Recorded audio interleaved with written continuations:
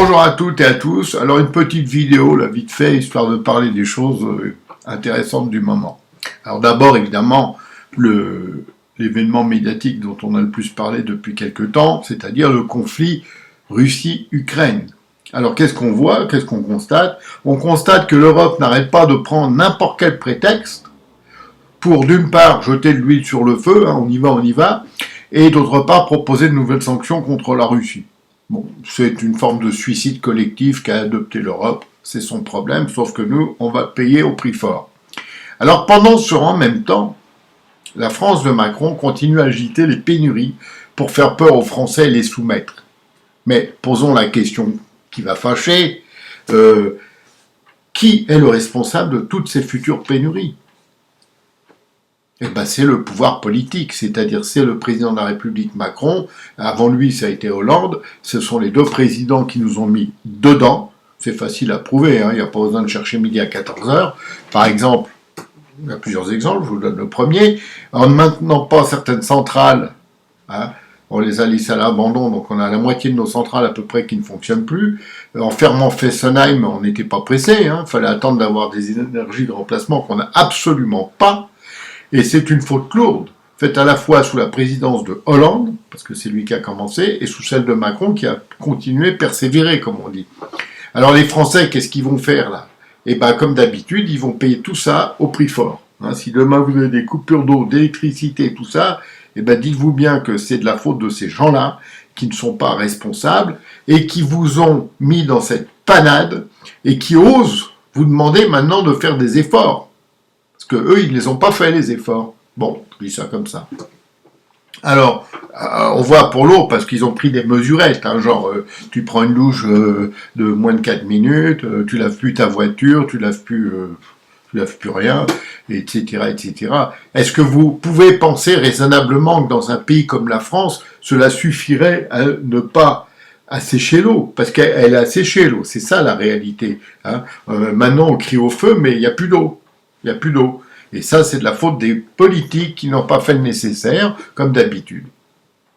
Et alors, là où il est très fort, ce Macron, c'est qu'il vous dit que c'est, en fait, les journalistes aussi vous le disent, que c'est la guerre entre la Russie et l'Ukraine qui serait la responsable de tout ce phénomène, alors que l'on sait pertinemment que l'Ukraine est un importateur très mineur pour la France. Exportateur, pardon, très mineur pour la France. C'est-à-dire que l'Ukraine, aujourd'hui, représente des cacahuètes. Je vous rassure, ils n'exportent pas les cacahuètes. Et donc, faire passer cette guerre comme le problème qui crée la pénurie, c'est un mensonge d'État, c'est un mensonge total. Il suffit d'aller sur les chiffres, vous les trouverez sur l'INSEE, vous tapez export-import de la France, ou je sais pas quoi, et vous allez tout trouver, vous allez voir que l'Ukraine, elle est loin derrière certains pays avec qui on commerce. Alors la question à se poser, la vraie question à se poser qu'aucun journaliste ne veut poser, c'est n'est-on pas dans cette situation de pénurie parce que le gouvernement, qui est le roi de la gabegie, finalement a dilapidé les ressources de la France et n'est plus capable de faire face à certains achats. Ben ça c'est la vérité, voilà. Mais cette vérité-là, faut pas la dire. Chut, taisez-vous, il n'y a rien à voir, on circule. Alors on va changer de sujet maintenant. Alors Macron, avec ses fausses largesses, je maintiens fausses largesses, hein, parce qu'il n'y en a pas beaucoup qui ont profité de... Il doit trouver maintenant un pognon de dingue. Ah oui, il aime bien cette expression, moi je l'aime pas, mais il l'aime bien, donc je vais la donner. Donc qu'est-ce qu'il doit faire Macron? Il est obligé de s'attaquer aux retraites, eh oui, comme toujours, et évidemment d'allonger le temps de travail pour obtenir la dite retraite. Alors ça passe pas, parce qu'un pays comme la France, on aime bien... profiter de sa retraite, ce qui est normal. Alors qu'est-ce qu'il va faire Macron?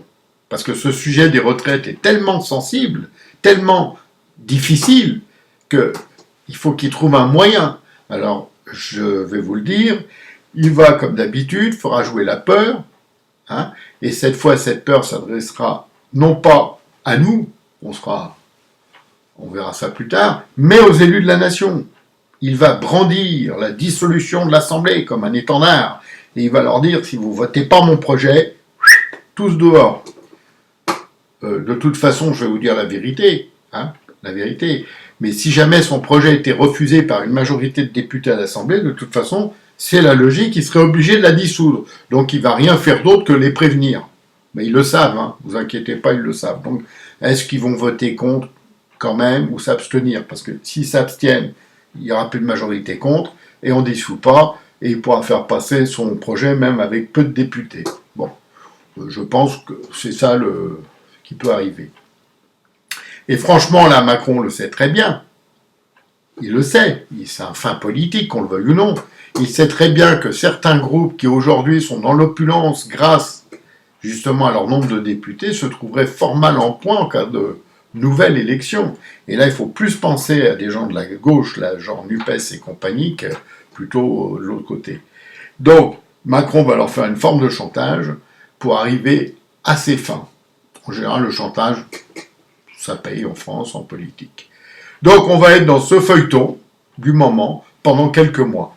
En attendant, on est mal, on est même encore plus mal que mal, puisqu'on s'apprête à nous couper l'eau, nous couper l'électricité, nous couper tout, quoi. On va tout couper, ça ira plus vite, ça sera mieux qu'avec le virus.